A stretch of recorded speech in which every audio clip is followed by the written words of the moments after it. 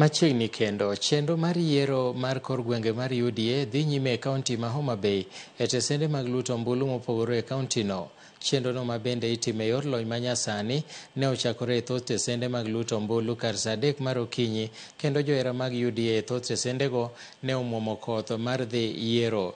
Jagoro maduong' mar UDA Cleophas Malala mane odhi chuo wang'e e kaka chenrono dhi nyime opwoyo chenro mag kaachiel gi johera mag UDA e kauntino kumwok oko mar goyo ombulu. Malala okoni chochni ma oneno e kuonde mopogore opogore bore Nairobi e kuku mar UDA.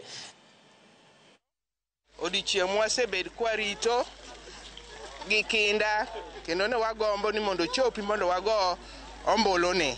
Awa mondo ka okinyi to wapuoyo chenro mantie, kura odonje wang' saa 2 kura osedonjo, otim chenro maber, mashinde ma omolagar ka tiyo maber. Kendo gimomoro ni machine is very efficient. Idonjo tichiwo ID dakika achiel to details obedo display titieko process. Koro wamor. Nimekuja hapa kwa kituo hapa Kibiri Ward. Kituo inaitwa Omolo Agar. Omolo Agar. Yes. Na nimepata kwamba mpaka sasa hivi kituo kilifunguliwa wakati ambapo tulitarajia kituo kifunguliwe saa 3, na mpaka sasa hivi watu 180 wameshapiga kura hapa katika kituo hiki.